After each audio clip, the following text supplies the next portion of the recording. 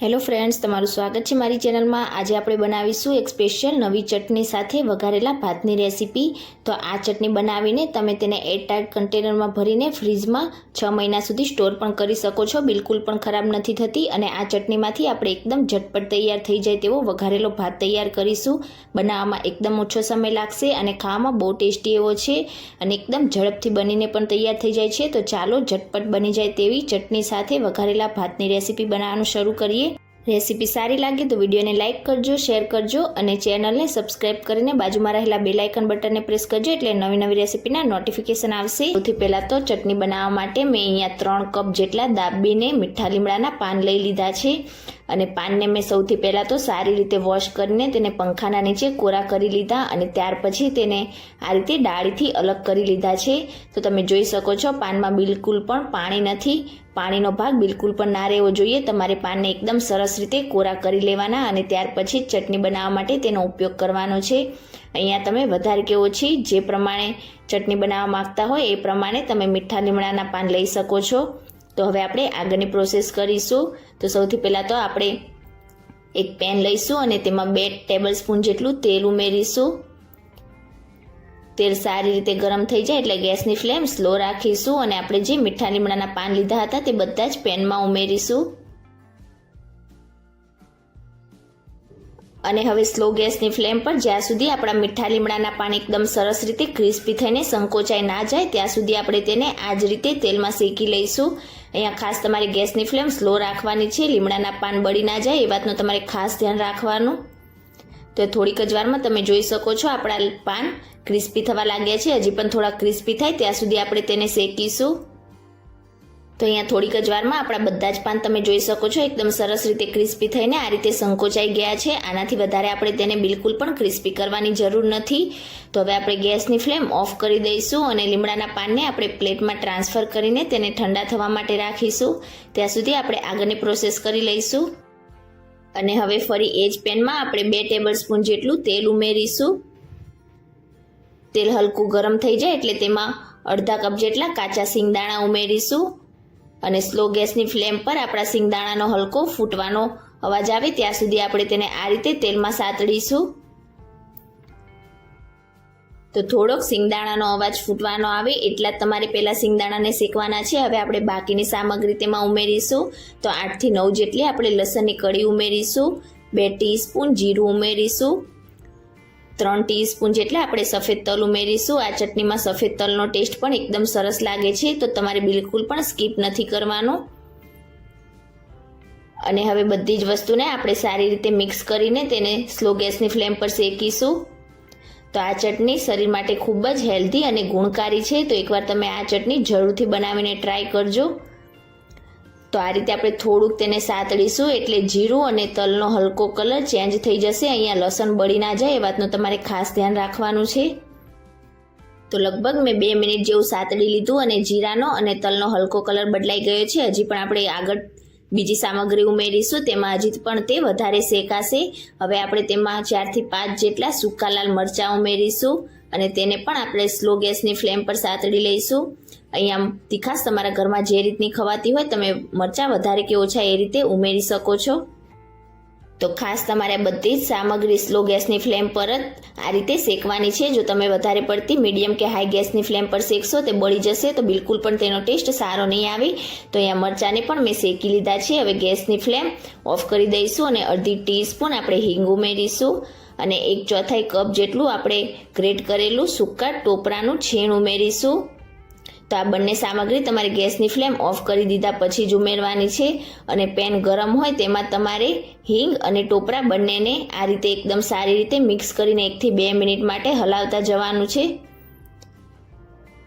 તો અહીંયા તમારે ટોપરાને ચાલુ ગેસમાં બિલકુલ પણ નથી ઉમેરવાનું। આ રીતે આપણે ગેસની ફ્લેમ ઓફ કરી દીધા પછી તેને લાસ્ટમાં ઉમેરીશું એટલે બિલકુલ પણ તે બળશે નહીં અને તેનો ટેસ્ટ પણ ચટણીમાં એકદમ સરસ લાગશે।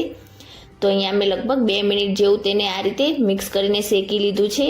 હવે આપણે બધી સામગ્રીને 10 મિનિટ માટે ઠંડી થવા માટે સાઈડ ઉપર રાખીશું। તો લગભગ 10 મિનિટ જેવું થઈ ગયું છે અને આપણી બધી સામગ્રી એકદમ સરસ રીતે ઠંડી થઈ ગઈ છે। તો હવે આપણે તેને મિક્સર જારમાં ટ્રાન્સફર કરી લઈશું। તો અહીંયા તમે જોઈ શકો છો મેં બધી જ વસ્તુને આ રીતે મિક્સર જારમાં ટ્રાન્સફર કરી લીધી છે। હવે આપણે જે મીઠા લીમડાના પાનને ઠંડા થવા માટે રાખ્યા હતા તે પણ એકદમ સરસ રીતે ઠંડા થઈ ગયા છે।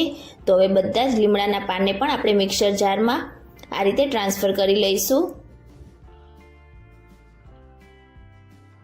અને હવે ચટણીને ચટપટી બનાવવા માટે તેમાં 2 ટીસ્પૂન આમચૂર પાવડર ઉમેરીશું। આમચૂર પાવડરનો ટેસ્ટ આ ચટણીમાં એકદમ સરસ લાગશે। અને હવે સ્વાદ પ્રમાણે મીઠું ઉમેરીશું। તો આપણે આમચૂર પાવડર ઉમેરેલું છે એટલે મીઠું તમારે એકદમ ધ્યાનથી ઉમેરવાનું। અને હવે પાણી ઉમેર્યા વગર જ આપણે પલ્સ કરતા જઈશું અને ચટણીને વાટીને તૈયાર કરી લઈશું। આ ચટણીમાં તમારે પાણીનો ઉપયોગ બિલકુલ પણ નથી કરવાનો। તો અહીંયા તમે જોઈ શકો છો મેં એકદમ સરસ રીતે પલ્સ કરીને બધી જ ચટણીને આ રીતે વાટીને તૈયાર કરી લીધી છે। અને એકદમ ટેસ્ટી અને એકદમ પરફેક્ટ એવી આપણી આ મીઠા લીમડાના પાનની ચટણી બનીને તૈયાર થઈ છે। આ ચટણીને તમે શાક રોટલી દાળ ભાતની સાથે થોડીક સાઈડમાં સર્વ કરી શકો છો કે પછી પરાઠા બનાવો તો સ્ટફિંગની સાથે આ ચટણી થોડીક પરાઠામાં પણ તમે લગાવી શકો છો।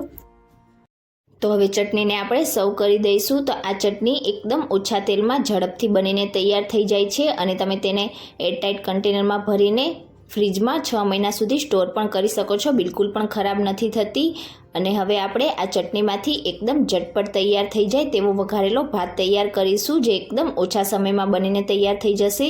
તો તેના માટે આપણે કડાઈમાં 2 ટેબલસ્પૂન જેટલું તેલ ગરમ કરવા માટે રાખીશું। તેલ ગરમ થઈ જાય એટલે તેમાં 1 ટીસ્પૂન રાઈ ઉમેરીશું અને રાઈને સારી રીતે ફૂટવા દઈશું। રાઈ સરસ ફૂટી જાય એટલે અડધી ટીસ્પૂન જીરું ઉમેરીશું અને જીરાનો હલકો કલર બદલાવા દઈશું। જો તમને ચણાની અને અડદની દાળ પસંદ હોય તો તમે 1 ટીસ્પૂન જેટલી ઉમેરી શકો છો।